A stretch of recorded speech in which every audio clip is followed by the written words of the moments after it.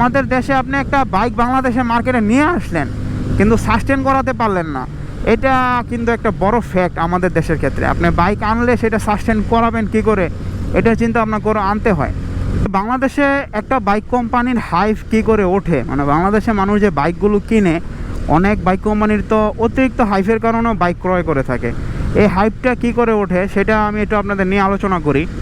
বাংলাদেশে আমি যতটুকু দেখছি আর কি, বাংলাদেশে বাইক কোম্পানিগুলো দুই ধরনের হাইপ আছে।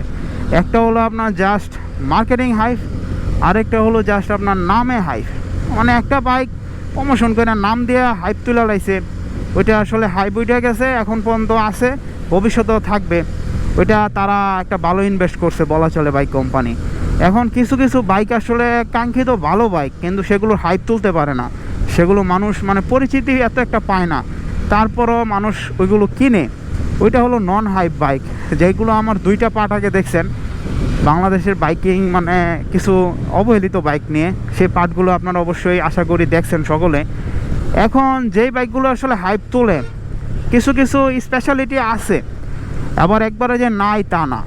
এর ভিতরে আগে আমি দুইটা বাইক কোম্পানি নিয়ে কথা বলবো, যেমন সুজুকি মনোটন বা ডুয়েল টন, যে বাইকই কথা বলেন না কেন, বা সিঙ্গেল টন, অনেকে অনেক নামে আসলে চিনে থাকে। তো মনোটন বাইকটা কিন্তু এমনি তো ভালো একটা হাইপ তোলা বাইক বাংলাদেশের ক্ষেত্রে। কারণ মনোটন বাইকটা আসলে যে প্রাইজে বাংলাদেশে যত জিনিস দিচ্ছিল শুরু থেকে মনোটন বাইক তো আপনার ডাবল ডিস্ক ছিল, এই কারণে মনোটন বাইকটা শুরু থেকেই আমার নিজের অনেক পছন্দের ছিল। আমি নিজেও মনোটনটা কিনছিলাম শুরু দিকতে, কিন্তু পরবর্তীতে আসলে মনোটন আমি যখন চালাইতেছি তখন, মানে আমি তো কিনছিলাম সিঙ্গেল ডিস্কের, দেখা যাচ্ছে আমি কিনছিলাম আপনার মনোটনটা অনেক কিলোমিটার ইউজ করার, কিন্তু আসলে সঠিক মতো ব্রেকিং কনফিডেন্স পাচ্ছিলাম না বলে মনোটনটা আমার আসলে ইউজ করা হয় নাই। মনোটন বাইক আসলে আপনার যখন কিনবেন তখন আপনার সুজুকি ব্র্যান্ড ভ্যালুটার কথা চিন্তা করে অনেকে ক্রয় করে। এমন আর কি, কিছু কিছু ব্র্যান্ডের স্পেশালিটি আছে, সে ব্র্যান্ড কোয়ালিটিগুলো বেটার স্পেসিফিক কিছু বাইকের ক্ষেত্রে, এই কারণে সেই ব্র্যান্ডটা আসলে নাম সব দিক থেকে উঠে যায়। যেমন আমি ইয়ামাহার কথা বলি, বাংলাদেশে Yamaha FZ version 2 FZ version 1 bike যখন নিয়ে আসে, তখন ইয়ামাহার একটা জয়কার ছিল বাংলাদেশে। ইয়ামাহা মানে যেই জায়গায় যান ওই জায়গায় ইয়ামাহা ছাড়া কোনো বাইকই নেই বাংলাদেশে, এমন একটা আর কি বিষয়। তারপর যখন ইয়ামাহা দেখা যাচ্ছে আপনাদের মাঝে ভার্সন 3 নিয়ে আসে, তখন তরুণ প্রজন্মে তো একটা ভার্সন 3 না থাকলে মনে হয় গার্লফ্রেন্ড হইব না, একটা ভার্সন 3 না থাকলে মনে হয় জীবনই মানে বেকার। ভার্সন 3 একটা হাইপ ছিল ইয়ামাহার এফজেড ভার্সন 1 একটা হাইপ ছিল, ইয়ামাহা ভার্সন 2 যেটা ভার্সন 3 যেটা, ওইটা এত একটা হাইপ বাংলাদেশে তোলে নাই। কিন্তু ওইটা আসলে যখন বাংলাদেশে মার্কেট আউট হয়ে গেছে তখন আসলে মানুষ বুঝতে পারছে যে ওই বাইকটা একটা জিনিস ছিল। এমন আর কি, আপনার কিছু কিছু বাইক কোম্পানি আছে যেগুলোর মানুষ আসলে অ্যাকচুয়ালি তাদের কোম্পানির নামে চিনে থাকে। যেমন ইয়ামাহা বাংলাদেশে এখন একটা জনপ্রিয় ব্র্যান্ড হয়ে গেছে, তাদের 2টা বা 3টা প্রিভিয়াস সিরিজ অনেক জনপ্রিয় হওয়ার কারণে তারা এখন একটা বাংলাদেশের জিনিসই রূপান্তর হয়েছে, যেটা অন্য বাইক কোম্পানিগুলো আসলে উঠতে অনেক সময় লাগবে।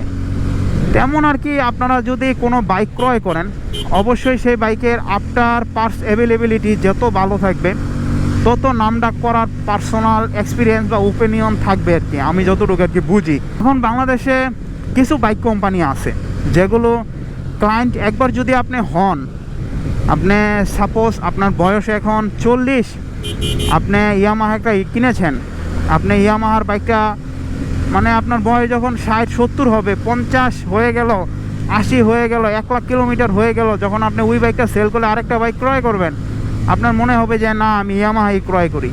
আসলে ইয়ামাহা তাদের ব্র্যান্ডটা আসলে ওই পর্যায়ে নিয়ে গেছে যাতে পেরেছে, এই কারণে তাদের ব্র্যান্ড কোয়ালিটিটা আসলে ওই রকম হয়ে গেছে, যেটা বাংলাদেশে অন্য বাইক কোম্পানি অত একটা নাই, বা আপনি অত একটা পাবেন না, বা অত একটা সাস্টেন করতে পারে না। আমাদের দেশের ক্ষেত্রে বলতেছি, আমাদের দেশে কিন্তু বাইক কোম্পানিগুলো সাস্টেনের একটা বড় বিষয়। আমাদের দেশে আপনি একটা বাইক বাংলাদেশের মার্কেটে নিয়ে আসলেন কিন্তু সাস্টেন করাতে পারলেন না, এটা কিন্তু একটা বড় ফ্যাক্ট আমাদের দেশের ক্ষেত্রে। আপনি বাইক আনলে সেটা সাস্টেন করাবেন কি করে, এটা চিন্তা ভাবনা করে আনতে হয়। তো বাংলাদেশের মার্কেটগুলো হলো আপনার, বাংলাদেশটা অনেক ছোট, তো বাংলাদেশে দেখা যাচ্ছে 2-4 জন যে বাইক ক্রয় করে আসলে আমরা জাতি হিসেবে ওই রকমই, আমরা একটু সবসময় হাইপের পিছনে ছুটতে পছন্দ করি। আমি খারাপ বলতেছি না এটা ভাই, অনেকে আবার বলবেন এই বেটা তুই খারাপ বলস নাকি, হাইপের পিছনে ছুটবো না তো কি এর পিছনে ছুটবো, আমরা তো হাইপের পিছনে ছুটবো। হাইপ তো এটা একটা ভালো জিনিস, হ্যাঁ ভাই হাইপটা ভালো জিনিস, কিন্তু ওভার হাইপ আসলে ভালো জিনিস না। ইয়ামাহার যে বাইকগুলো বাংলাদেশে বর্তমানে সেল হয়, এটা আপনার কি মনে হয় যে ঠিক প্রাইজে আছে বা ওভার প্রাইস না? আপনি সিএফ মোটর, আমি এত দুর্নাম করি সিএফ মোটর কথা চিন্তা করেন, তারা কত কম প্রাইজে কত ভালো মানের বাইক দিচ্ছে। সেক্ষেত্রে ইয়ামাহা যে কী করতেছে বাংলাদেশে, এটা আপনারা ভালো বোঝেন আমার থেকে। অনেক গুণীমান্য লোক আমার ভিডিও দেখে ভাই, অনেকে আসলে গালাগালি দেয় যে ভাই, গালাগালির তাদের আইকিউ লেভেল, গালাগালিরও কিন্তু একটা আইকিউ লেভেল আছে। গালাগালির আইকিউ লেভেল মনে হয় গালাগালির উপরে বিসিএস করা। সো কমেন্ট করেন, ঠিক আছে গালাগালি দেন, একটু নতুন গালাগালি দেন, এরকম পুরাতন গালাগালি খাইলে তো ভাই এক গিমি লাগবে। এটা আপনারাও বুঝেন, আমি নিজেও বুঝি। তো এতটুকুই বলার ছিল আর কি, আর বেশি কিছু বলবো না। আজকে একটু ছুটির দিন পাইছি তো, অফিস টফিস নাই, প্লাস হলো আমার নিজেরও কাজ কাম নাই, তো একটু চিন্তা করতেছি একটু মাওয়া থেকে ঘুরে আসা যাক।